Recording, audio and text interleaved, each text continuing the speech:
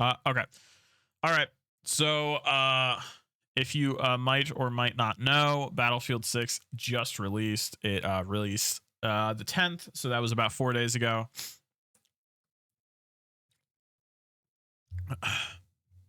And it has come out doing pretty well. Doing pretty well. This is Steam right now. Here, let's look at Metacritic first. Then we'll go here. No, let's read this article first. Then we'll go through the then we'll go through this.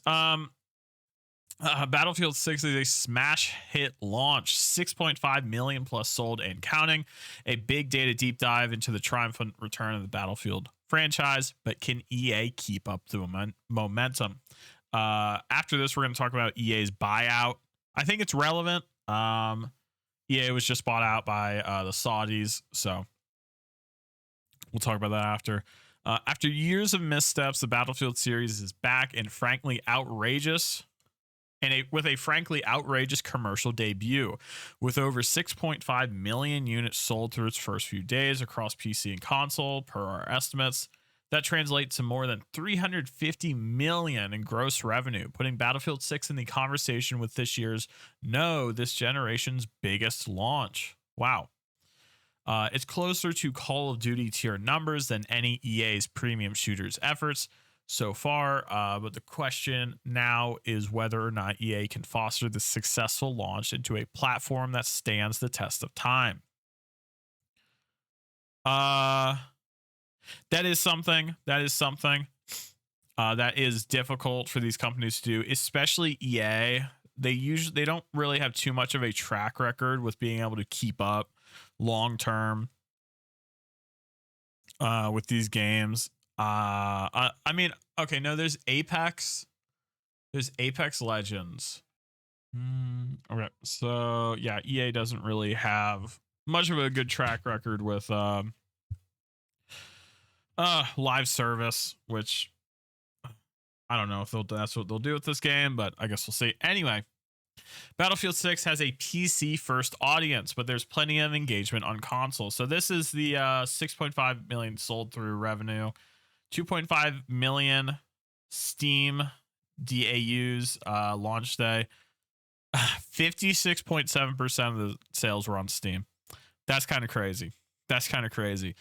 I'm not sure what the numbers were, what it used to be. I mean, you look at Battlefield 3. I'll compare it. Oh, okay, we'll get there. But Battlefield 3, 4, Battlefield 1. I wonder what the ratio is. Oh, here, sorry. Here, let's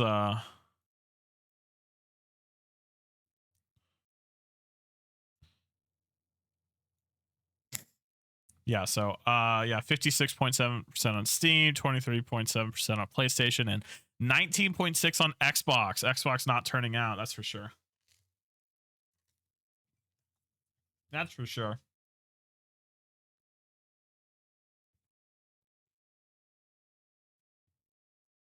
Now, I did also just see Steam just hit a record of having, what was it? It was like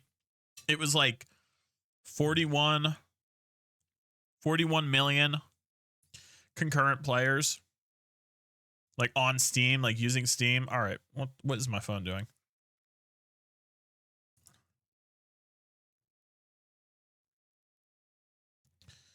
There you go. So there's a lot of people playing on Steam. So this is probably signs of PC's growing dominance.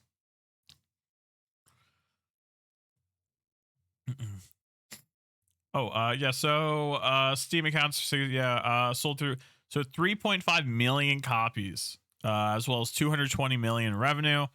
PlayStation had 1.5 million, and Xbox Series console, so the Series S and the X, had 1.2 million.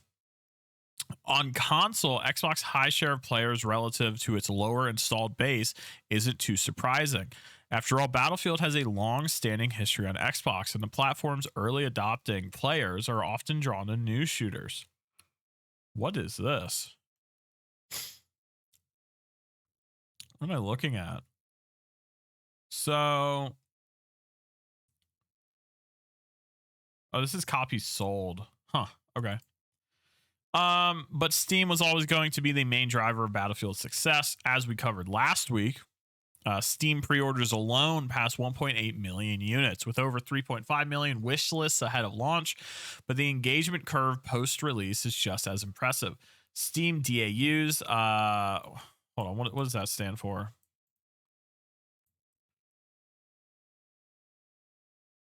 Concurrent players. Oh, maybe it's a launch day player. Have remained between 2.3 million and 2.5 million every single day since launch, which is pretty crazy. Meanwhile, PlayStation DAUs have hovered around 1 million consistency. While many new players are coming in each day, Battlefield 6 has an extraordinarily flat DAU curve for a shooter, even a premium one. There was also barely any user drop off on Monday, another rarity. Yeah, I was going to say, we're going to look at the Steam charts later, but it was holding pretty consistent. And I mean, yeah. Now, and usually he's mentioning Mondays because, you know, people go back to work. It was released on a Friday, so I know a lot of people I know. I saw them playing. Saw them playing Battlefield 6 on launch day and throughout the weekend. So, and it had a campaign too. It had a campaign. I didn't know about that. Did I? I don't know. I didn't pay too much attention to the marketing.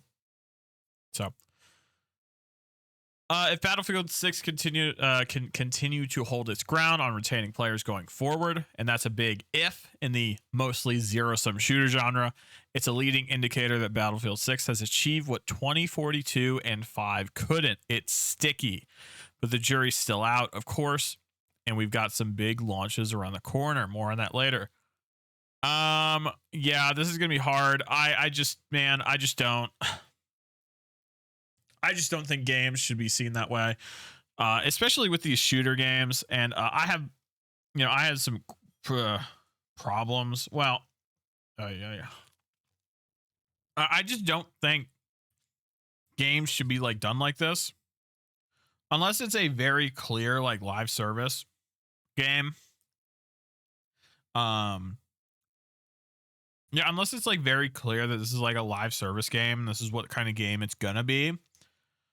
The game should literally just be like, hey, yeah, you play the game for like maybe a month and then you're like done. Come back for like if DLC comes out. And if you want to play it 100 hours, I mean, I guess you can, but like, I mean, you could just put 60 hours in and then come back. It's not really that deep. So I'm not really too sure what their plans are. I guess we'll probably see you next week. I'll probably cover that. They'll probably have some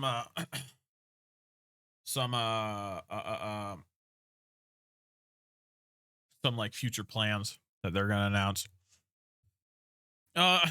Player crossover points to a bigger, more diverse Battlefield audience. The Battlefield audience by design has changed.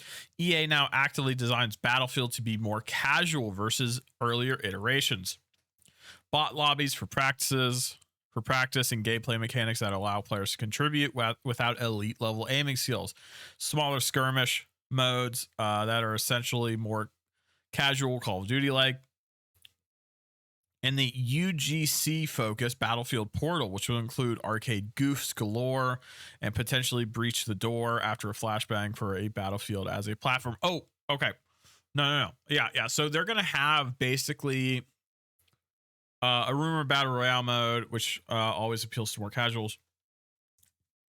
So they're going to have basically like a Halo Reach style like Forge mode. That's what they're going to have. They're going to have like a Halo Reach style Forge mode or like a Roblox, like create your own game engine. So I guess we'll see how far that goes. I mean, usually they don't stick around. I mean, I think Halo Reach and its Forge was really a different time. And it was a lot simpler for people to make that stuff. The engine that they showed seemed a bit complicated. It's going to be used on the Godot engine. I know that. And so I guess we'll see. I guess we'll see if a lot of people actually go and watch it or use it. I don't know. I guess we're gonna see. EA hammered this stuff home in its marketing cycle, especially during its insanely popular Battlefield 6 public betas. As a result, Battlefield 6 isn't the same Battlefield audience as before. Around 45% of Battlefield 6 Steam players have never touched Battlefield 2042 on the platform. 37% have it on PlayStation 5. Meanwhile, cross-franchise Steam activity paints Battlefield 6 as a sort of nexus between many different shooters. Really? Huh. That's interesting.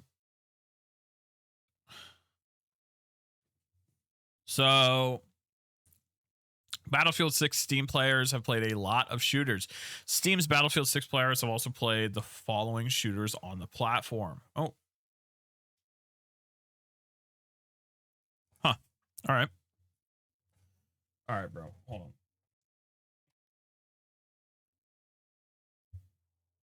There we go. All right. Yeah, this is interesting. Stop. Battlefield 6 players on Steam, its lead platform, are clearly into all kinds of shooters. Hero shooters. Yeah, thanks, Silly. Yeah, you have a good meeting. Have fun. Try to have fun. Yeah, we'll see you on Friday. Okay. So where are we at? Yeah, Battlefield 6 players on Steam, its lead platform, clearly into all kinds of shooters. Hero shooters, free to play ones, third person shooters. Yeah, the range is pretty far, and many of these games are still in full swing. The shooter genre is often a zero sum. All this might spell trouble for Battlefield 6 retention in the future if EA's users retention strategy and content treadmill don't do their job. I'm skeptical. I'm real skeptical whether EA can actually do this properly. I genuinely just don't believe that they'll be able to keep people. And if they do, I don't know, man. Call me skeptical. Call me skeptical. I mean, it's just a matter of let me get to the end of the story and I'll talk more about it. I think we're actually no. There's plenty of other shooter games on the horizon that'll make things more difficult for Battlefield 6, including plenty of recognizable franchises and long-awaited Steam port. Whilst crossover data confirm these threats, our estimates show that 9% of Battlefield players have wishlisted Arc Raiders, 7% Deadlock, 4% Escape for Tarkov, 3% Black Ops 7. Each of these titles will take out bites of Battlefield the moment they launch. My personal take is that Deadlock in particular is a primary risk for Battlefield 6 retention. What? Yeah, I'm not too sure what this guy's talking about. So let me say this. Deadlock is essentially a MOBA game. It's a third-person shooter MOBA game that is being made by Valve, which is the company that owns Steam. So I don't know what he's talking about. Anywho, still Battlefield is far from cowering right now. A peak of 865,000 concurrent Twitch viewers, boosted by week-long drop campaign, as well as partnerships with big streamers, has reinforced not just the sales but cultural presence. Of course, these people are going to drop the game as soon. Well, they'll probably be playing it for a couple days. But generally, the thing is, these types of people only really stick around for like launch, and then they move on to whatever they were playing or whatever is the most popular thing at that moment. And unless they're sponsored, they don't really go too far outside whatever's popular. Which, I mean, is fine. It's nothing on them.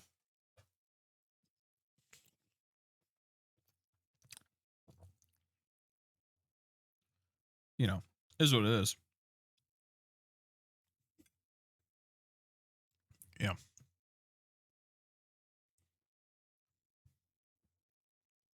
Battlefield 6, a global audience. The US is the top Steam market for Battlefield 6 with a third of the players, but China's at 15%. Really? Busting the myth that Chinese players only buy when games go on sale. What? What? All right. All right. That might be. What is that? What even is that myth? I've literally never heard that myth. All right. Whatever. China-based players are a core part of the AAA games audience these days. There's also above average for the genre and franchise in the first few days. Oh, this is also above average. Meanwhile, key Western territories like Germany and the UK hold familiar 3 to 6% Steam shares, but Japan's 3% is a meaningful signal of PC's growth in Japan. In general, Battlefield's appeal on Steam is broadening beyond the typical Western military power fantasies. On PlayStation, the distribution is more Western, though. US again leads 38%, followed by 69% of the UK, France and Germany 6.7%. However, Saudi Arabia accounts for 3% of Battlefield 6 players on PlayStation. All right. Middle East is very relevant battleground and mostly underreported given EA's ongoing courtship with Middle Eastern capital ahead of its $55 billion leveraged buyout. Yeah, we're going to be talking about that after this story. Critical reception. A return to multiplayer form, but a disappointing campaign. Critical sentiment is largely aligned across outlets. Battlefield 6 is a return to form. The Guardian's Keith Stewart puts it nicely. Barely a minute into your first round of the large-scale multiplayer mode Conquest, you'll know you're back in Battlefield at its absolute best. Fighter jets scorch overhead, tanks rumble by, and the side of a building is obliterated by a rocket-propelled grenade. End quote.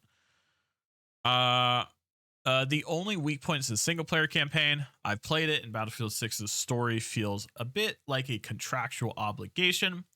A by-the-numbers campaign that plays like a shooter story from 15 years ago, tropes and all. The emotional weight of the franchise is clearly reserved for the multiplayer. Luckily, that's mostly what players have been seeking their teeth into. Hold on. Where were we at? One peek at Battlefield 6 achievement / trophy data shows the multiplayer is the focus. Had a look, and only a bit of over a third of players across all platforms have finished the first campaign, essentially the training mission. Road ahead. EA is wisely not letting online engagement cool, though. Season 1. Okay, so their season launches October 28th. So that is about 14 days. Yeah, 14 days. Where are we at? With 3 major content drops across 10 weeks, introducing 2 new maps, multiple weapon bundles, a new vehicle, event modes, and a limited time seasonal unlock. While there's no confirmed timeline for the inevitable Battle Royale mode, it seems likely that it'll arrive in Season 3 or early 2026, likely positioned to counter-program Black Ops 7's roadmap. When does Black Ops 7 come out? I think it's next month. Rumblings of naval warfare, platoon systems, and a return to the iconic Battlefield 2142 style Titan mode are also circulating. Okay. Exactly the kind of escalation that could keep Battlefield from bleeding out against rivals. In these early days, though, Battlefield 6 is a clear commercial success for EA, joining in its other 2025 success stories, FC26 and Skate. I've heard of Skate. I've seen Skate. I've seen memes about it. It looks fun. I'm not sure if I'll play it, but I'm happy for the people. I'm so happy for the people who are enjoying it. So if EA delivers on its roadmap cadence, keeps momentum through a crowded shooter season, and successfully rolls out Battle Royale that feels like Battlefield, not Apex Legends with tanks, we're watching EA reload. we're watching EA reload what could become its most valuable live service. Typo. Stay tuned for more deep dives, more shooters launched throughout this quarter and beyond. We'll be covering them and pitting them against Battlefield 6 launch and looking at churn from Battlefield 6 to the newer releases. Hit subscribe. So this was Reese Elliott, came out today. GG's. So let's jump over to some of the reviews. Yeah, Metascore 83, users 8.1. Story could be refreshers. Multiplayer suite is awesome. Battlefield 6 is an improvement of its predecessor in many ways. So Daily Star gave it 100. So while its story could be fresher, the multiplayer suite is awesome and will be played by millions across the rest of this year and next for far too many hours. Wargaming is rarely this wild and fun. Let's go. Game Blast. Battlefield 6 represents a clear effort to win back fans to restore the franchise prestige. The result is a stable classic experience that delivers the best of the genre. Even if it doesn't break new ground, Battlefield is truly back. Okay. Battlefield's back. Oh boy. Return to form. Bring back elements. Scales of the maps insane. Balance the game. Really appreciate the gameplay. Balance the gameplay fields. Battlefield game truly captured that one more round feeling. Battlefield 6 nails it. But for me, I think the game is a massive win. It's everything we've been asking for and more. Battlefield 6 just doesn't meet the bar. It sets a new one. If you're a fan of the series, looking for amazing shooters, sink your teeth into highly recommend. Okay, yeah, so five mixed class feels wrong. Assault should have SMG and anti-tank. Lose the engineer class. Support should have LMG and ammo. Create meta class. Should have carbine assault weapons. And yeah, so there's mixed classes. Okay, let's this is so Steam charts. Oh, hold on, let's go through maybe a couple reviews. Beta, low driver. Yeah, people are liking it. Honeymoon ended rather quickly. 35 hours in and showing massive craps. Map, UI, grind, bloom. Just not worth the asking price, in my opinion. Extremely frustrating. Definitely not back to the roots Battlefield. Anyone saying this has not played any other Battlefield or is new to the series. While featuring many good or interesting features, the game is fundamentally dragged down to its highly frustrating and non-Battlefield like state. Shortened. Here, let me there you go. Shortened into maybe 5 key points, no particular order. Extremely small maps. Battlefield's signature destruction is almost missing. Okay, that's interesting because the beta had like pretty good destruction, lack of map flow. The majority of maps lack any sense of cohesion or map flow. Class balance is completely skewed in a bad way. No one will stay dead. Vehicle bounce is strange, hard to play. Sometimes they feel utterly useless. Voice lines are fairly weak. Weapon roster is mostly good, but pistols, snipers, and shotguns are notably empty. The game looks good as every Battlefield game has. It runs very well on my somewhat older system. The weapons act and shoot good. Weapon customization is well done. Only minor exceptions. Art style feels like Battlefield. No major bugs, glitches, some small and funny exceptions. That being said, I cannot fully recommend this as is. Wait to see if things get better. Okay, so let me talk about this. This is Steam numbers. So this is the problem I have with the beta. To me, Battlefield 6 is literally just Battlefield 3, just with newer stuff. Battlefield 6 is, to me, looks just like Battlefield 3. When I played the beta, it played like Battlefield 3, just newer. And like it felt newer, which I mean, yeah. And most people are saying it's a return to form. So it's like essentially what it is, hey, here's Battlefield 3 with updated like graphics, guns, some like movement, maps, and you're gonna pay like $80 for it. It's like, oh, okay. Cool. Yeah, no, I'm not gonna do that. Why would I do that? And that's what it seems like. And like people, I'm not saying that's bad. I'm not saying that's bad, because you can't play Battlefield 3 anymore. You can't play Battlefield 4 anymore. So, and like 2042 doesn't feel this way. So it's like, you know, what's the point?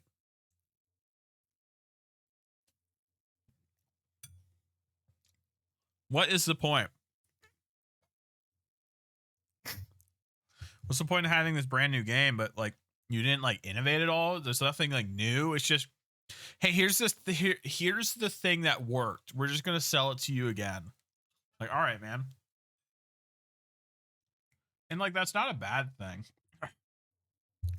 It's not bad that they're just doing the same thing again. But it's just kind of weird. It's like they haven't. Oh, okay. And so this is why this game just isn't gonna last like a year. It's just not. This is not a different game.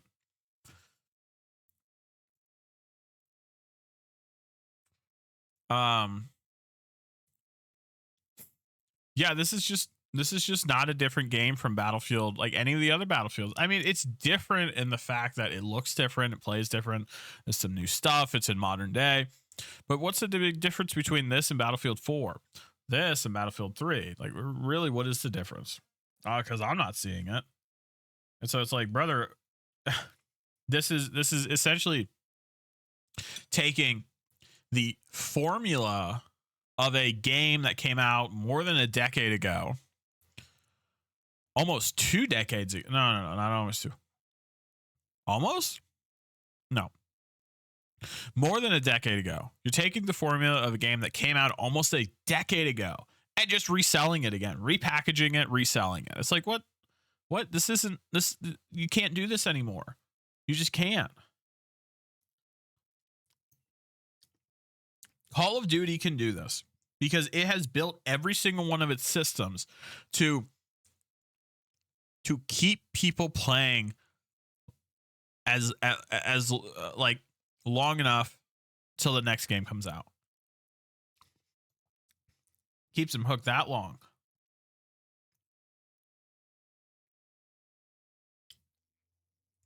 But I mean, you notice people start to get like upset by Call of Duty, you know, a couple months before the new one comes out because they get sick of it.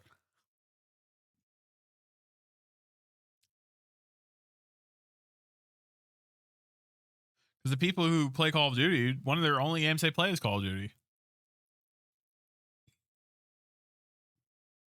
They play Warzone, but you know, and like a lot of the people are like super casual, right?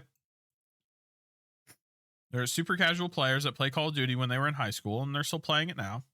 And there's nothing wrong with that, right? There's nothing wrong with that. But I think there has to be an understanding from these companies that you can't just turn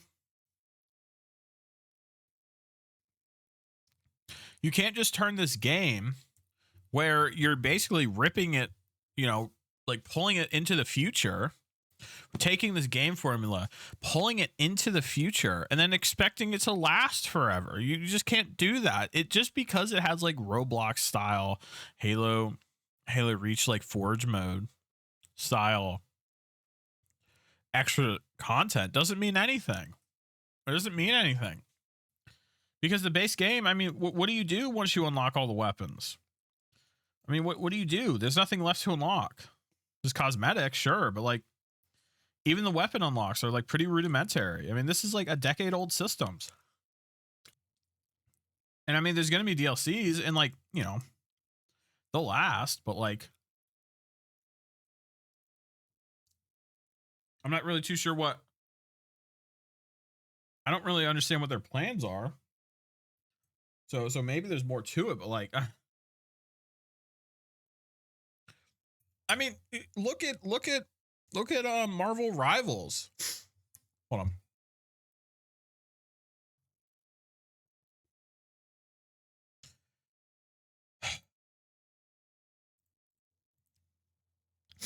Yeah, look at Marvel Rivals. It was about a year ago. I can't click all.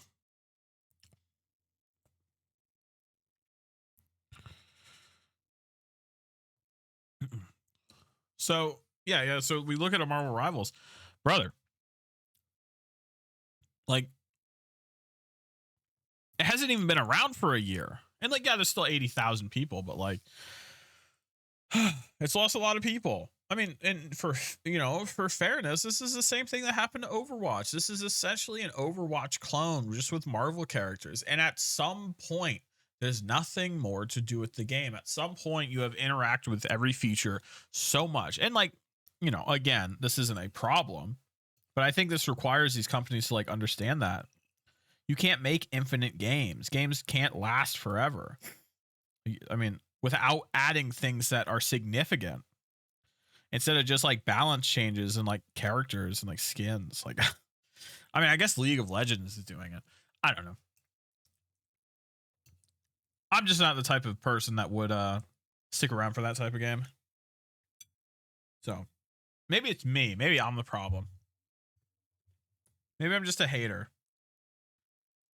Maybe that's it. Yeah, no, it is me. I am the problem. It's easier to do it that way. All right. Moving on. EA was just bought out.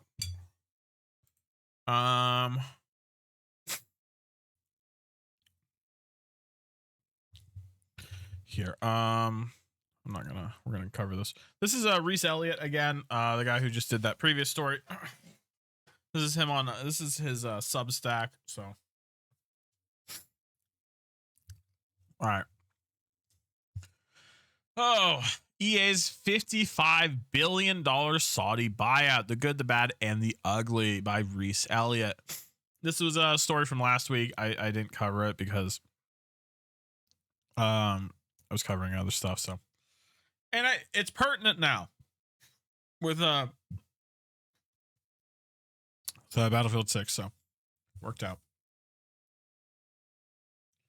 Okay. Holy shit. Electronic Arts is going private in a $55 billion leverage buyout, LBO, the biggest ever, backed by Saudi Arabia's public investment fund Silver Lake and affinity partners Jared Kushner, Trump's son-in-law. It's $36 billion in equity with $20 billion in junk-rated debt. Here's my honest take on the deal and why it's bad for the industry long term. The deal will probably close in 2027. Given the United States' current regulatory environment and the involvement of Trump's son-in-law, it'll almost certainly get waved through. The buyout is a giant geopolitical statement dressed up as a business deal. It's a shock for sure, but it's also not necessarily a surprise. Signals have been there. Not to get too sociological, but gaming is a soft power and political cachet. Not just entertainment. Soft power can be bought by the highest bidder, not by tech giants, but by regimes. There's a lot to unpack here, and I'm frankly disappointed by many people I consider my peers, including some firms. And a big B2B journalist and media people. Ones I'm talking about have taken freebies from the relevant Saudi backers, as evident by recent business trip posts, them gushing about Rida.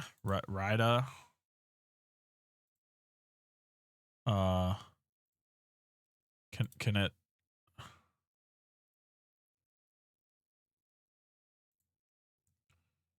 go on? Riyadh. Oh, Riyadh. Oh, okay, I gotcha. I've never actually seen it typed out. Then obviously forgot to include relevant commentary on the sports washing and ethics of their write-ups, podcasts, and articles. Yeah, there's a lot of Saudi Arabia and the entertainment industry is yeah, it's something all right. If you don't know, Saudi Arabia is buying up a lot of entertainment companies. They're buying up sports teams. They're buying up obviously video game developers. They're trying to like what he said. They're trying to whitewash the things they've done, the crimes they've committed, and you know, they got the money for it. So I guess why not? Anyway, before we get into the good, bad, and ugly, start with 3 high-level questions. Is this good for investors? In the short term, yes. Long term, less positive. Is this good for employees?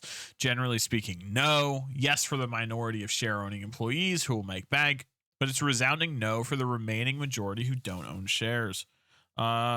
Things will get worse from here after year 1, when the cost-cutting begins in earnest. The rich get richer and all that. Yeah, you'll probably see a bunch of layoffs in about a year, if not even sooner. Like he was saying earlier, the regulatory environment in the U.S. right now is essentially non-existent. So, you know, layoffs galore, nothing matters, everything is chaos, and all that. Is this good for the industry? Consolidation is bad for competition, but this deal will be no worse for the industry than Xbox acquisition death march and Ubisoft's recent nepotism fueled passing of the baton. Yeah, so he's talking about Xbox is like buying up just ridiculous amount of game developers and then laying off all of them. I don't. I talked about this last week. My thoughts on layoffs. And Ubisoft, I don't know what's Ubisoft.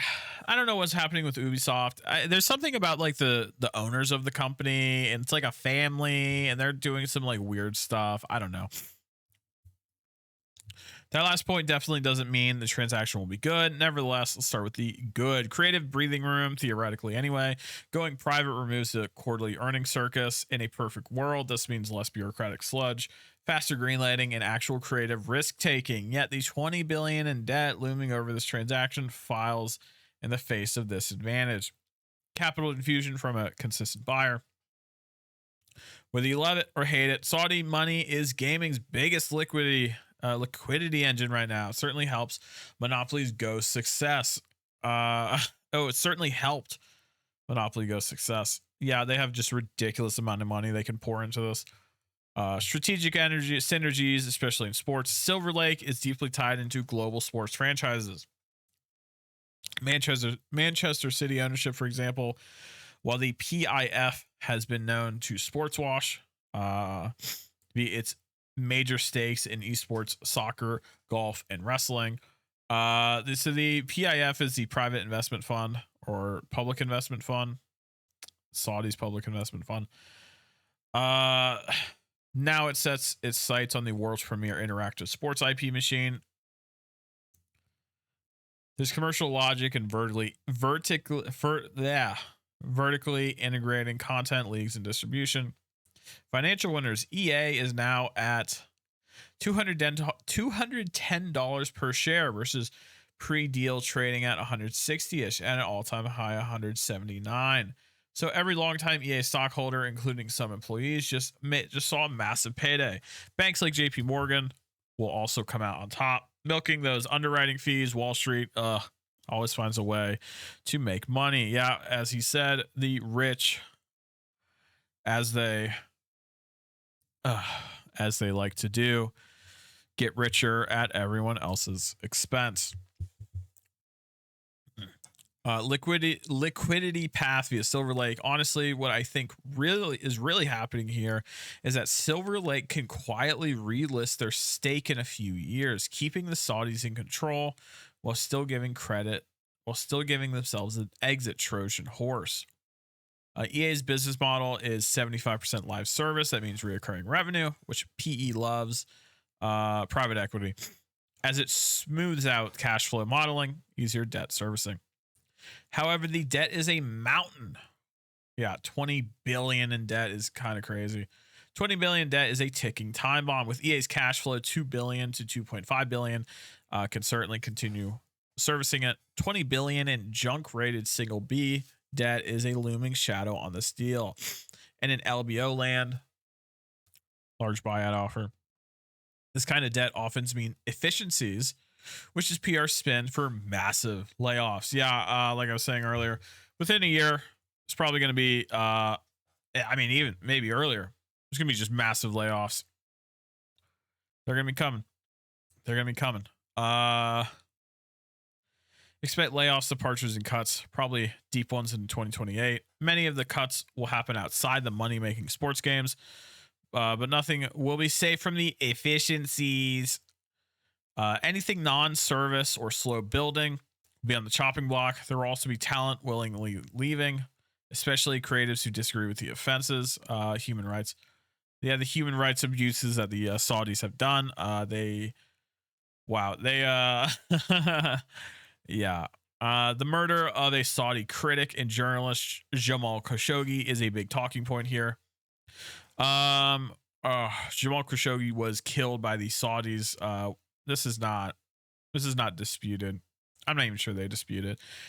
He's an American journalist. They literally killed him at the embassy and cut up his body with a bone saw.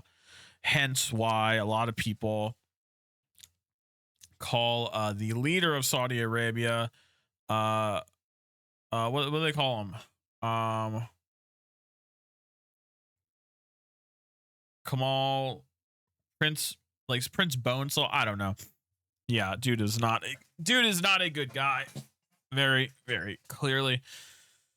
IP sales and studio divestitures are on the table. Many of these cost cutters will ask themselves, why keep a $200 million RPG team when FIFA cards print cash money?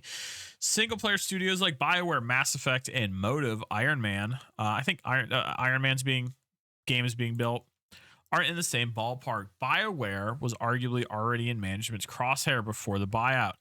Add the studio's LGBTQI plus friendly nature and its themes on human rights into the mix, and this could spell trouble. In a memo, long-running CEO Andrew Wilson said the company values will remain unchanged under the new ownership. Unchanged, comma, or asterisk for the next, for an indeterminate amount of time. They always change. People always say this. Grow up. EA CEO Andrew Wilson said the company values will remain unchanged under the no ownership. I remember PlayStation making similar promises during the Bungie acquisition, and Phil Spencer during the Xbox ones, huh? Well, this won't be the bloodbath that was Toys R Us. The same playbook applies. LBOs always start with quote unquote efficiencies, but they also end with org charts full of red lines.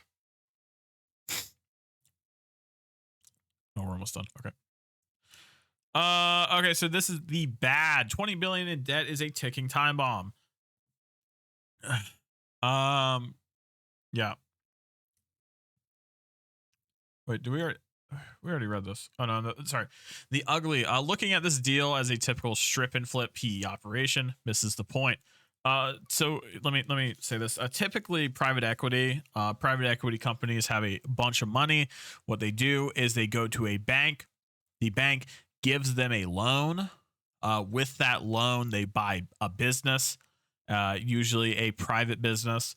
They gobble it up, jack up all the prices, make efficiency cuts, slim down the operations, try to pull as much profit as possible. And then when that profit all dies out, because that's what happens when you do that to these businesses, you know what? We should probably talk about, I should probably have my thoughts down. Eventually I'm going to talk about like what running a business means and like why private equity is like a sin against God. Yeah, private equity is a sin or is a plague against mankind. Anyway, anywho. Um, okay, anyway. Where are we at? Yeah. So private equity. Yeah. So its goal is to pull as much profit out of a company. The eventual goal is to strip it of all its assets, sell it all off, and move on to the next one. I don't know. Private equity should be illegal. The way these companies operate is a God, they're going to destroy the country. I'm going to say that they are going to destroy the country. That's just what's going to happen. I don't know how far. I mean, they've already come so far, so I guess we're going to see. But yeah, they are going to absolutely destroy the country.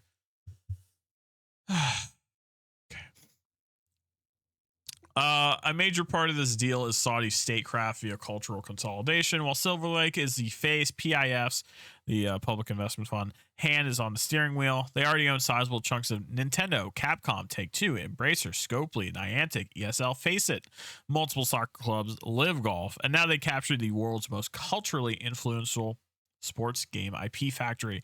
It's the same sports washing playbook. I mentioned human rights conversation. Saudi Arabia wants to reshape global perception around its human rights issues and get its ducks in a row as it moves away from oil long term. The investments, including EA, play a part in this perception play.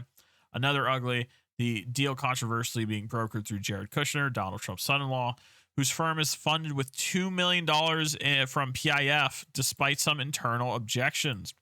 The U.S. Senate has already raised concerns about conflicts of interest and foreign influence. Now Kushner, Trump's son-in-law, positioned to profit from one of America's largest soft-powered sports. So that's the good, bad, and ugly. So his son-in-law also him. Let me just say that if he's profiting, so is the president. Let's just say that. Let's say it out loud because this is like duh. Obviously, whether that's good or bad. I mean, you make the decision if the president privately profiting off of a deal that his son-in-law made is good or bad. you make that consideration. I mean, don't even think. I mean, imagine like if like Obama did this. Imagine if like Clinton did this. Imagine if like JFK did this. Imagine if FDR did this or like Reagan did this, right? You know, so it's good, bad, and ugly, this buyout, but there's still a lot of what ifs regarding content. None of this will happen anytime soon.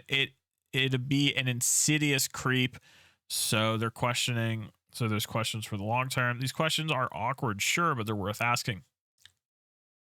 Will Saudi influence creep into EA, FC, Battlefield, or The Sims? This is a typo. EA, FC. There should be a comma there. FC is a separate game. I think it's called Football Club. I don't know. It's their like FIFA, game. Anyway, Sims. And will the Sims and Mass Effect franchises built on diversity stay untouched? Will LGBTQ plus content in general be quietly toned down? Saudi Arabia is I think being gay is like banned. I think you can go to jail for being gay. Will beloved studios be preserved or politically repurposed? Anyway, the jury is still very much out. One thing's certain, though, the buyout is unprecedented. It'll be ongoing part of gaming discourse in 2027 and beyond. It's Microsoft's Activision Blizzard buyout all over again with potentially bigger long-term implications. Yes. Very good. Ryan, Reese Elliott, everyone. Reese Elliott, give a round of applause. That was good. Anyway, yeah, this is not good. Consolidation is bad. This won't be good for the long term. If I think anything, EA's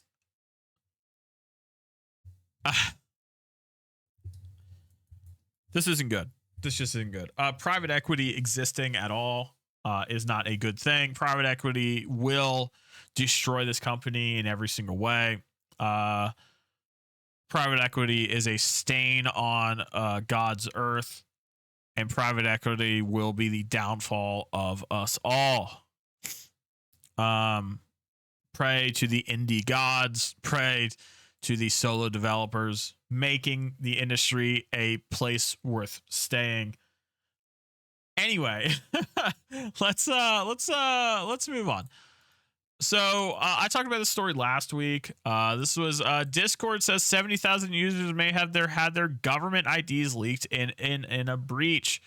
Discord has identified approximately 70,000 users that may have had their government IDs exposed as part of a customer service data breach last week. Spokesperson New Wexler tells The Verge. A tweet by VX Underground said the company was being extorted. Now, we covered this last week. I just wanted to mention this again because I didn't talk about it last week, so it's gonna be quick. On September 20th, Discord experienced a security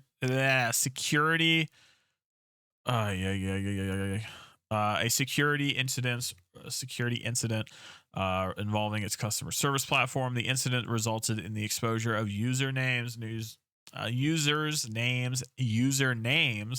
okay, email addresses, limited payment information, IP addresses, and message exchange with customer service. I talked about this last week, but I should have mentioned. So this follows a law that put in by the United Kingdom, which basically said that that Discord, along with other internet websites, large internet websites, I might add, places like YouTube,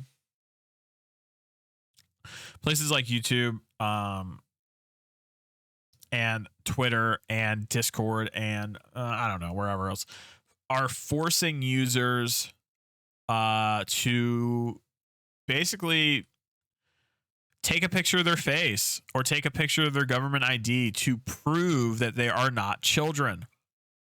And so not literally a month or two after that law came into place, this happened. So, yeah. Obviously, this was going to happen. Anybody who, could, put dominoes up and knock them down would have figured out this was going to happen. Putting your government ID on these apps is not a good idea. Discord promised they wouldn't store IDs during age verification. Shocker, a third-party vendor breach explodes servers. Yeah.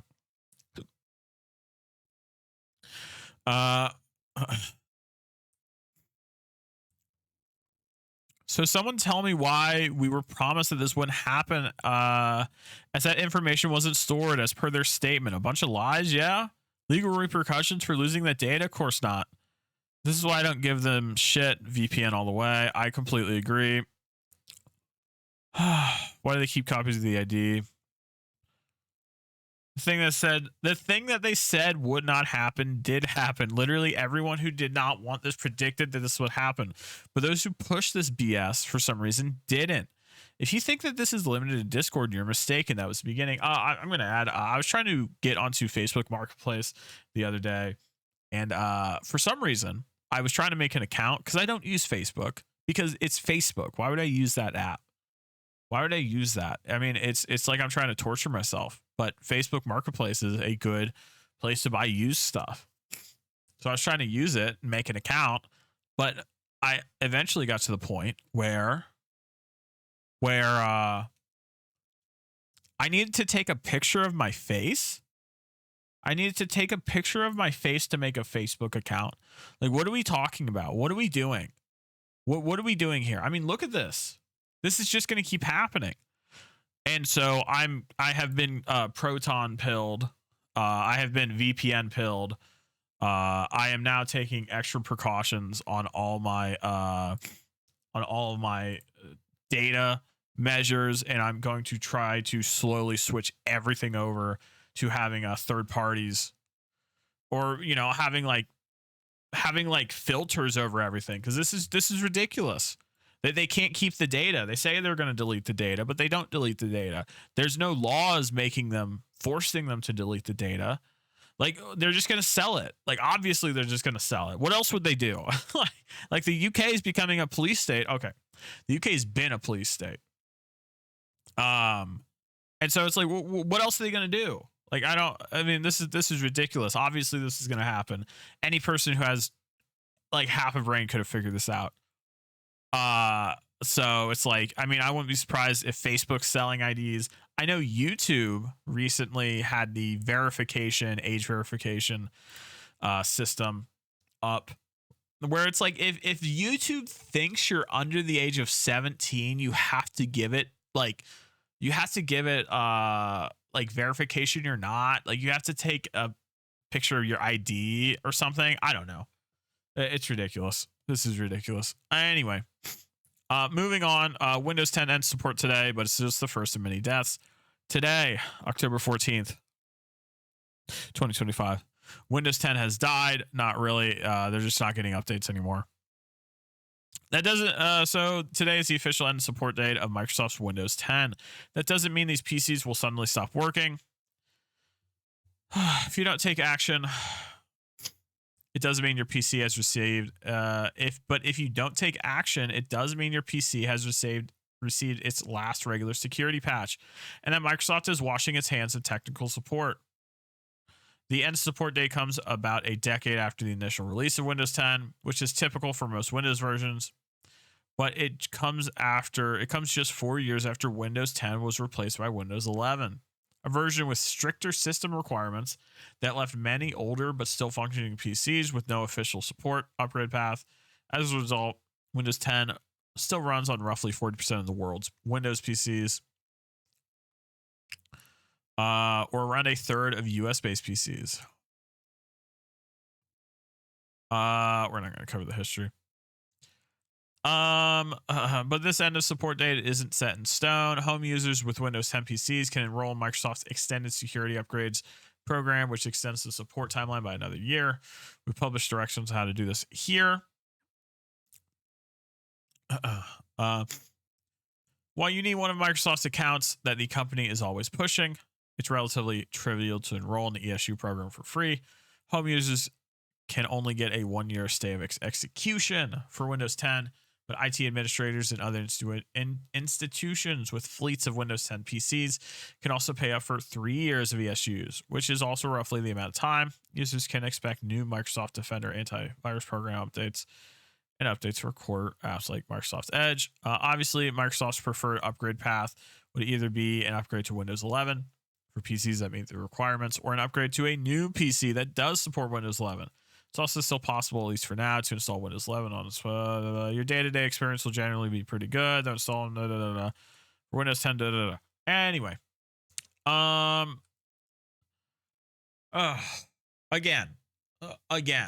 Let me say this. I'm getting more like data and like more like security pilled with this kind of stuff. This is ridiculous. This is absolutely ridiculous. I can't even believe they're allowed to do this.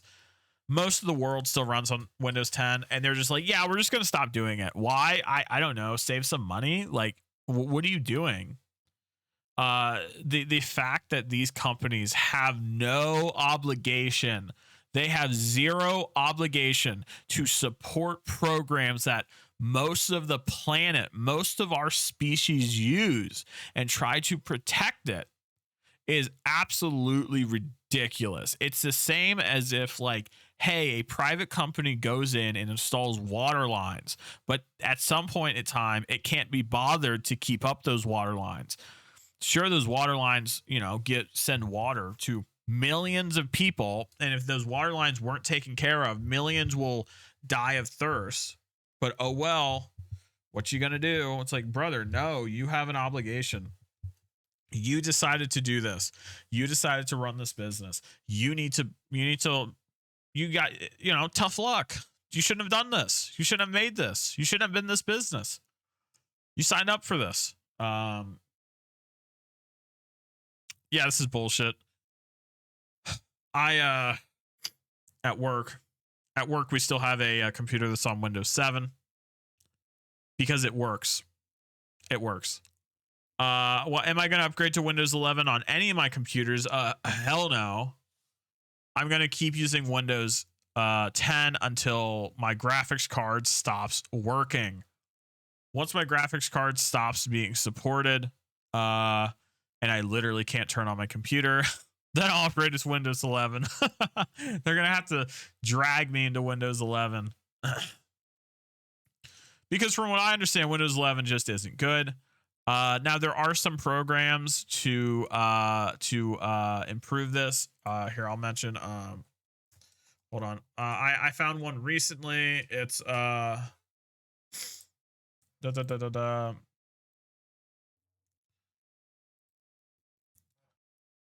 So this is the O&O Shut Up 10 free anti-spy tool for Windows 10 and 11. Essentially what this does is it makes it, you can just, disable Windows Copilot recall, adapt your security settings, protect your privacy, control location, disable telemetry for Microsoft Office. Do not patch your user data and diagnostics.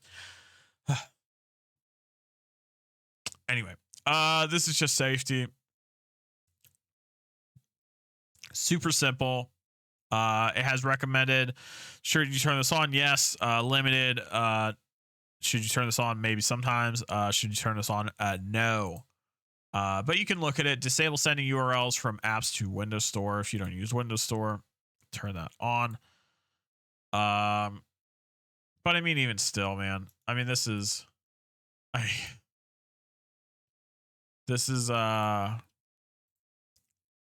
just ridiculous. These companies need to either, I mean, I'm not really too sure what the answer is. Personally, I would say these companies have to be forced to continue supporting it.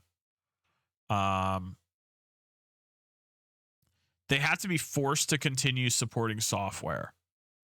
Like this type of software that's run on most of the planet. Like, I'm sorry, you don't have the obligation anymore.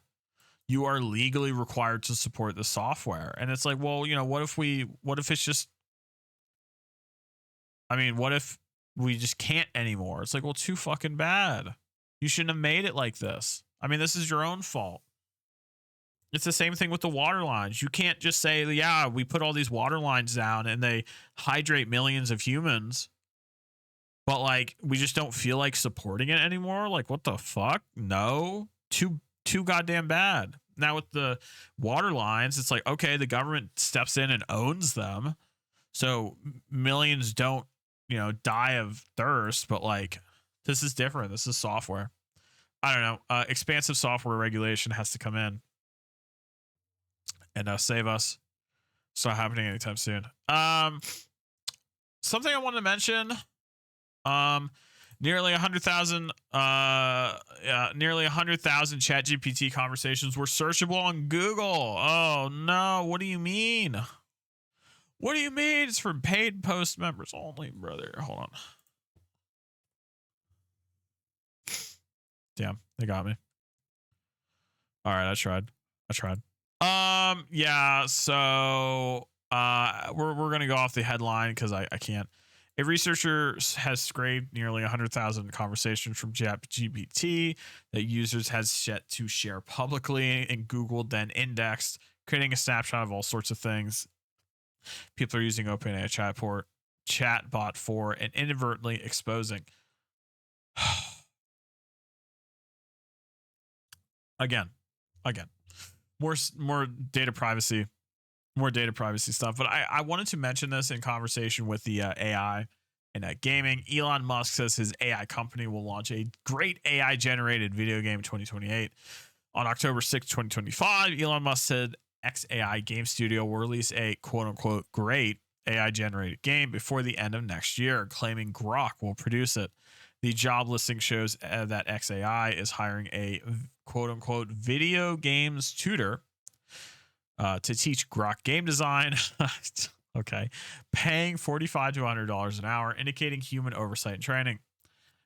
Technical hires and products updates show XAI hired NVIDIA researchers Zeshan Patel and Ethan He to develop world models and launch a new image and video generation model with quote unquote massive upgrades on Tuesday.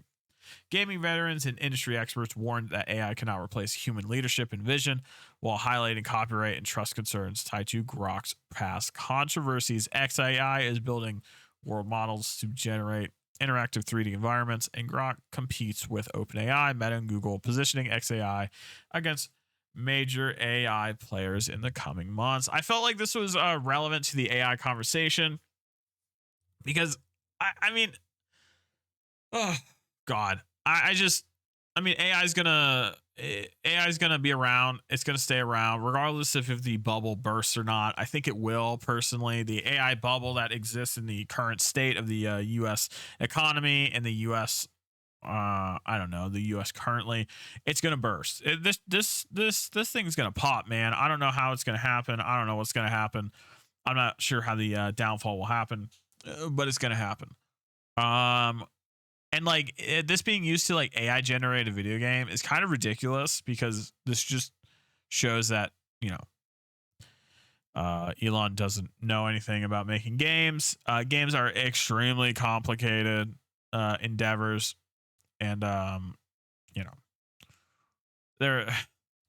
I'm not really too sure what else to say. But I will say that using a chatbot, knowing how to use a chatbot, I think is really helpful.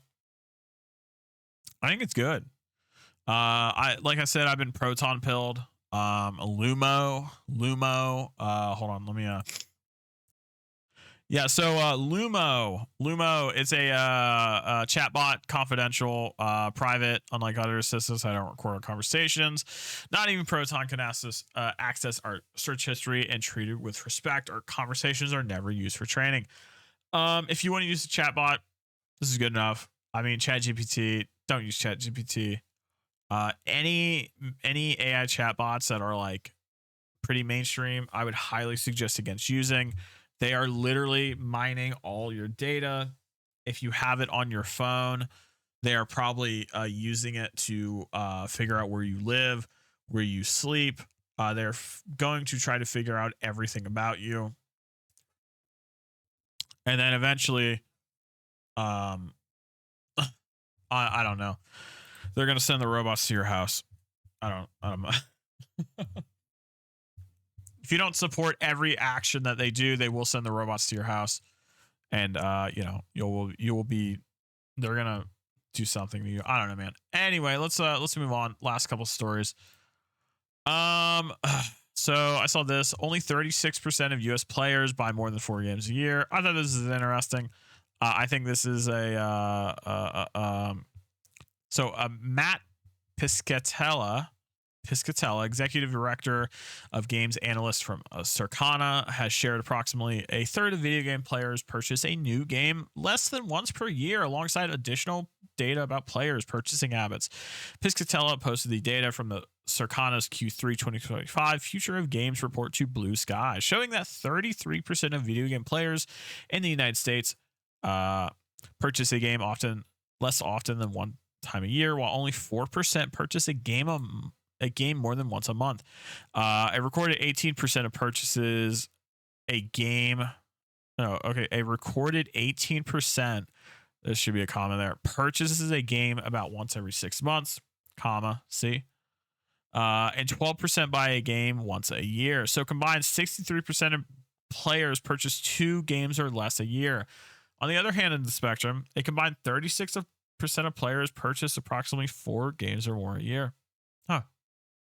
Piscatella wrote in the post reply, before replying, know that even seeing this post likely puts you into that hyper enthusiast bucket. So the actions of you and your immediate cohort likely do not match those of the general gaming audience.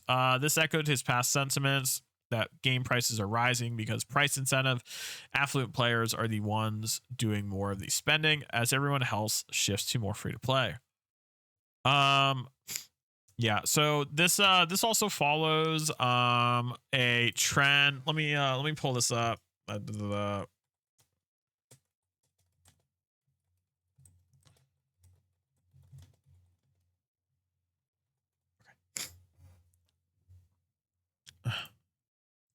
So this is from Yahoo. Yahoo. What the?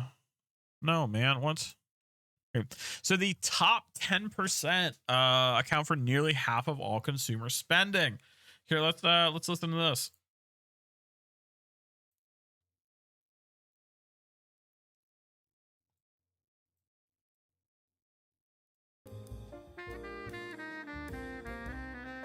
All right, brother. What?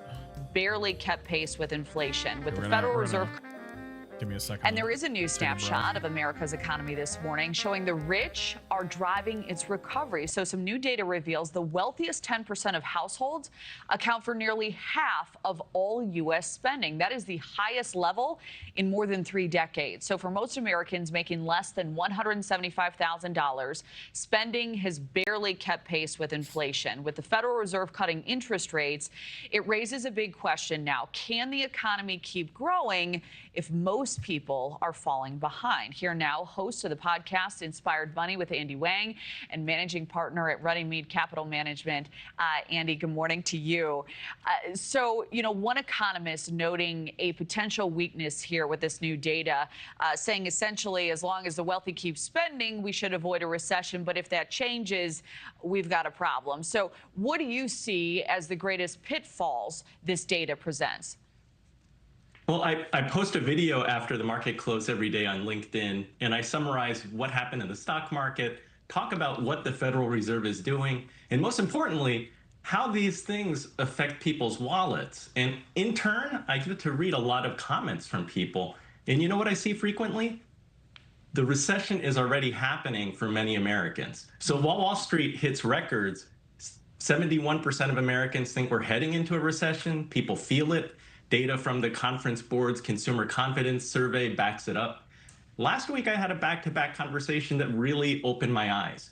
First meeting in executive planning their 3rd vacation this year, a Mediterranean cruise, 5-digit expense. And literally 30 minutes later, I'm talking with a teacher, and she's asking if it makes sense to take a loan from her 401k to fix her roof before winter. And this is same town, 2 completely different economies. When teachers are borrowing from retirements to fix roofs with their, while their neighbors are planning cruises, that's not a recession forecast, that's today's reality. So what did the numbers tell us? Nearly half of CEOs see recession risk ahead, but walk into any grocery store early in the morning and look to see who's putting items back at checkout, watch parents choosing between gas and after-school activities. That's not future, that's what's happening now. And I think that there's a hidden recession that is taking place. The troubling part, young people, the youth unemployment is climbing. When young people can't find that first job, that first apartment, that first car, that ripple effect can eventually hit everyone. These kids aren't buying anything because they can't, and their parents, they could be the ones who are borrowing from tomorrow to pay for today. Yeah, and it's challenging to hear some of those stories. You're right. Many Americans are struggling, facing both this higher inflation and then a weaker job market. So what do you believe, Andy, are the biggest impacts of that, not only playing out in real life, but how these rate cuts now may be factoring in the future? Yeah, the rate cuts are interesting because I believe that the rate cuts don't benefit the families who need it, because I see this every day. Middle-class families are buying chicken instead of steak. They're buying generic instead of name brands. They're fixing cars instead of replacing them. Meanwhile, Whole Foods is packed and luxury car sales are booming. We've created a K-shaped recovery where people's investment portfolios determine their prosperity. And I'm concerned that that's not sustainable, right? You have a top-heavy 10% really driving the lion's share of consumer spending. So the question is, if and when there's an economic slowdown, if tariffs are perhaps too high, I think we haven't quite figured out what level of tariffs are okay and positive for the economy, and at what level it's too much and consumers start backing away. If and when wealthy consumers start pulling back a little bit, the concern is that that will have a significant impact on the economy. Right, that will cripple things. Andy, it's great to. All right. Yeah, this is a yeah. So, this conversation of the top 10% are the ones who are really doing most of the buying. This pulls up Yeah. Where are they talking about?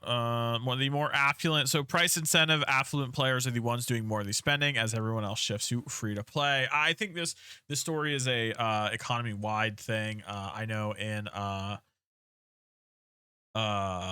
you know in the work I do, I've seen this.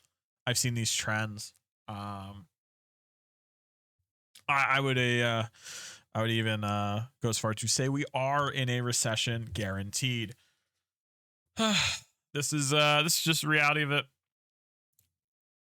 And I've listened to media about this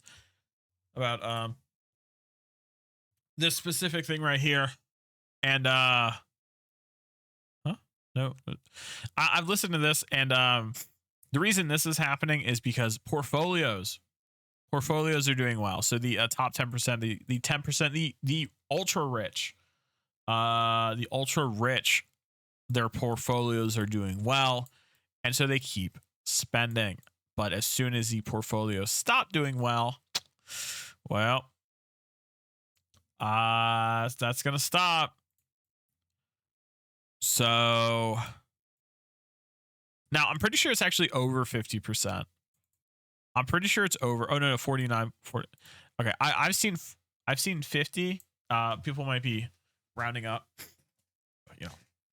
For I guess it doesn't really matter. People might be rounding up. But this is not a good thing, and this shows signs on the gaming space. I don't know, man. We'll see what happens. Anyway, last thing before we wrap up. Women now make up 48% of gamers per the ESA. I thought this was funny. I thought this is a long overdue. I'm happy about this. Gaming has been a space for a long time that has been a guys only endeavor. It's been a sausage fest, as it can be referred to. And so I thought this was good. I'm happy about this. I saw this.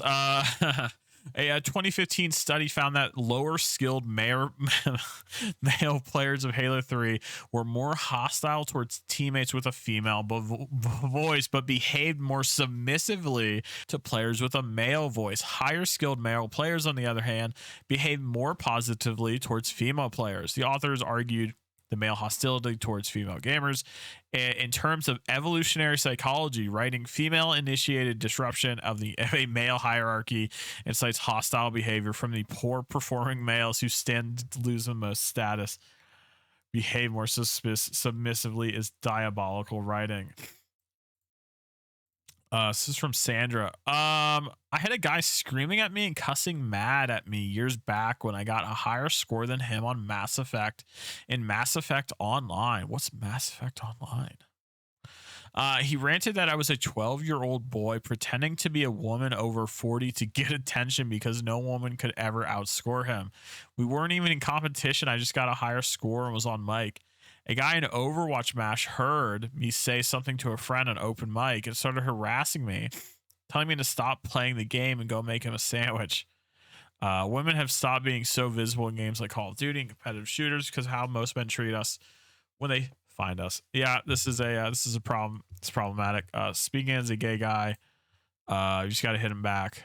What you should have done is call those guys homophobic slurs. Yeah, all right. Literally solves nothing. Yeah, solving fire just causes more fire. Anyway, yeah, I think this is nope. I think this is long overdue. I'm happy with this. I think it's good. I like women. I like hearing them. I like listening to them. I like talking to them. So I am more than happy with this. More than happy with this. Okay. Well, that wraps up the news for today. Wraps up the news.